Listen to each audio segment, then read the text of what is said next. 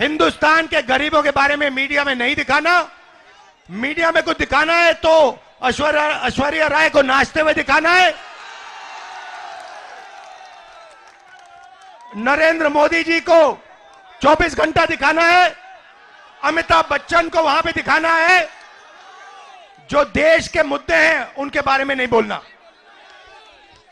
कमजोर होता है, कमजोर होता है। तो अगर देश में भाई भाई से लड़ जाए तो देश मजबूत होगा, कमजोर होगा? कमजोर होगा। गंगा जी का प्रणाम करने आया हूं मैं। उसके सामने, गंगा जी के सामने मैं यहां अहंकार से नहीं आया हूं। പ്രധാനമന്ത്രി നരേന്ദ്രമോദിയുടെ വാരാണസിയിലൂടെയുള്ള രാഹുൽ ഗാന്ധിയുടെ ഭാരത് ജോഡോ ന്യായ് യാത്ര ശ്രദ്ധേയമായിരുന്നു. വമ്പൻ ജനക്കൂട്ടമാണ് യാത്രയിലുടനീളം വാരാണസിയിൽ പങ്കാളികളായത്. ക്ഷേത്രനഗരിയിലൂടെ രാഹുൽ 12 കിലോമീറ്റർ റോഡ് ഷോയും നടത്തി. യഥാർത്ഥ ദേശസ്നേഹം എന്നത് രാജ്യത്തെ ഒന്നിപ്പിക്കുകയാണ്, ഭിന്നിപ്പിക്കുകയല്ല എന്ന് അദ്ദേഹം സമ്മേളനത്തിൽ ഓർമ്മിപ്പിച്ചു. രാജ്യത്തെ ഒന്നിപ്പിക്കുക എന്നത് രാജ്യത്തോടുള്ള ഭക്തിയാണ്. ജനങ്ങൾ ഒരുമിച്ച് പ്രവർത്തിക്കുമ്പോൾ മാത്രമേ രാജ്യം ശക്തമാകൂവെന്നും രാഹുൽ കൂട്ടിച്ചേർത്തു. വാരാണസിയിൽ തടിച്ചുകൂടിയ ജനങ്ങളെ കയ്യിലെടുക്കുന്നതായിരുന്നു രാഹുലിന്റെ പ്രസംഗം. अच्छा सुनिए सुनिए, अब आप मेरी थोड़ी मदद कीजिए। देखिए माइक अच्छा नहीं है तो आवाज बंद कीजिए, शांति से सुनिए, ठीक है? जरा चुप हो जाएं 1 सेकंड। धन्यवाद। 1 साल हुए मैं भारत जोड़ो यात्रा पे कन्याकुमारी से कश्मीर तक पैदल गया। 4000 किलोमीटर। भैया सीआरपीएफ वाले थोड़ा रिलैक्स करो भाई, शांत हो जाइए आप। भैया शांत हो जाइए प्लीज। तो 4000 किलोमीटर मैं पैदल चला, हजारों लोग हमारे साथ। इसको खींचो मत, हेलो खींचो मत इसको। 4000 किलोमीटर हम चले, हजारों लोगों से मिला और आपने देखा होगा कि लाखों लोग उस यात्रा पे चले। यात्रा में कोई गिरता था, धक्का लगता था जैसे अभी लग रहा है, कोई गिरता था, एकदम भीड़ उसको उठा लेती थी, भीड़ उसकी रक्षा करती थी। किसान आए, मजदूर आए, व्यापारी, छोटे व्यापारी आए, बेरोजगार युवा आए, उन्होंने अपनी बात रखी। उनके दिल में जो दर्द था, डर था, उसके बारे में उन्होंने मुझसे अकेले मिलकर, क्योंकि होता क्या था, बड़ी सी भीड़ थी, भीड़ के बीच में मैं चल रहा था और मेरे चारों तरफ थोड़ी जगह होती थी तो उसमें लोग आ जाते थे, जैसे आजकल हम यहां जीप में कर रहे हैं। तो आते थे और कहते थे, छोटे व्यापारी कहते थे, हमें डर लगता है, कल का नहीं पता क्या हो जाए। ऐसा माहौल बन गया है।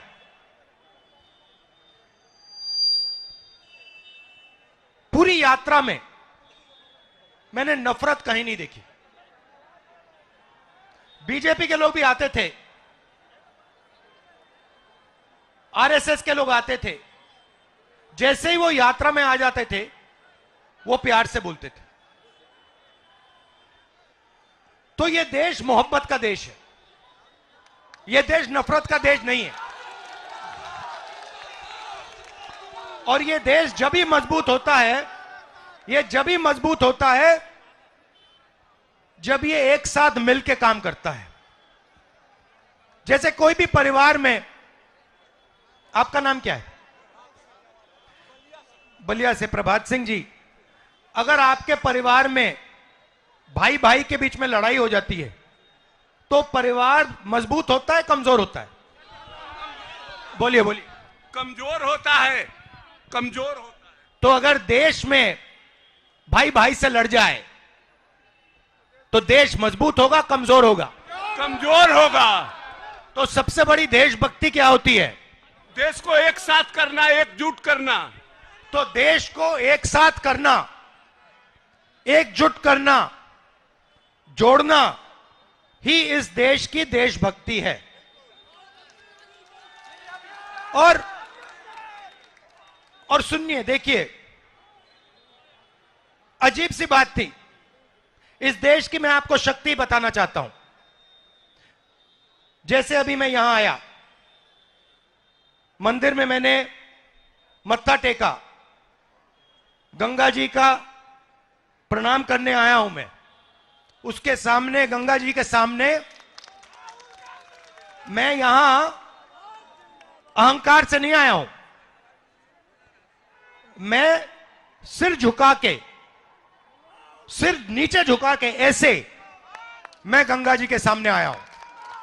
वैसे ही जब मैं भारत जोड़ो यात्रा में चल रहा था, मैं सिर झुका के, जो भी मेरे सामने आता था, मैंने अपनी टीम को कह दिया, आप इनसे पूछिए। भारत जोड़ो यात्रा से पहले इन्होंने मुझे पूछा, राहुल जी हमें करना क्या है। मैंने उनको कहा, देखो, यात्रा में बहुत सारे लोग मुझे मिलने आएंगे, गरीब लोग आएंगे, अमीर लोग आएंगे, सब के सब लोग आएंगे, सब बोलेंगे। जो भी आएगा उसे ऐसा लगना चाहिए कि मैं अपने घर आया हूं, अपने भाई से मिलने आया हूं, और प्यार से उसको अंदर, उसकी मुलाकात होनी चाहिए और प्यार से वो बाहर जाए।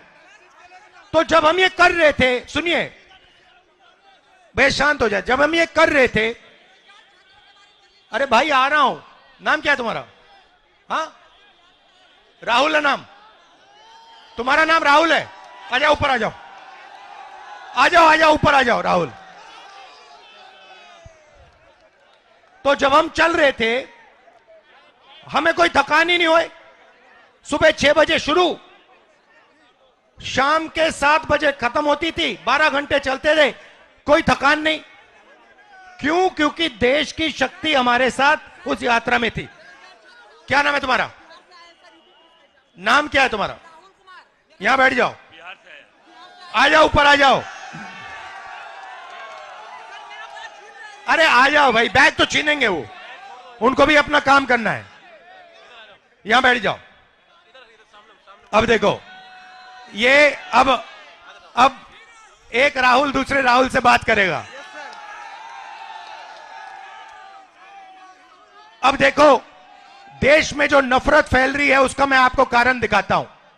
राहुल, आप कितने समय से रोजगार ढूंढ रहे हो?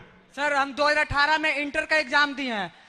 मगध यूनिवर्सिटी में 5 साल में 3 साल का ग्रेजुएशन 5 साल में करवाया, अभी तक भटक रहा हूं। और यूपी पुलिस का एग्जाम देने आया हूं। यूपी में 65 लाख यहाँ का फॉर्म गया है, सीट है मात्र 60,000। एएलपी में वैकेंसी आया मात्र 5600, सीट खाली है अभी वैकेंट में 80,000। सारे बेरोजगार छीन रहे हैं हम लोग को। हम लोग छात्र पढ़ रहे हैं 20 साल से, क्या करेंगे आगे? अच्छा एक बात बताओ, तुमने कॉलेज गए, यूनिवर्सिटी गए? यस सर, ग्रेजुएशन है, अभी पीजी कर रहा हूँ।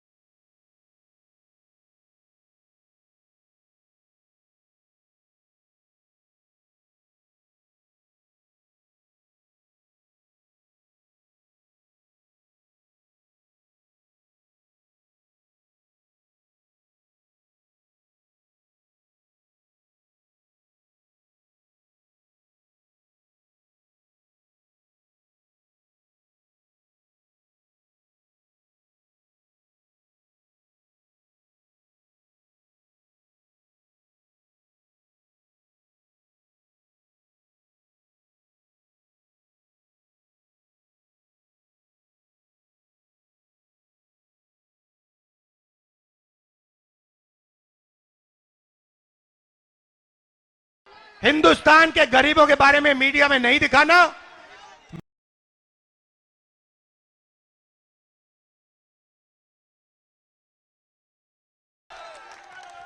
नरेंद्र मोदी जी को 24 घंटा दिखाना है, अमिताभ बच्चन को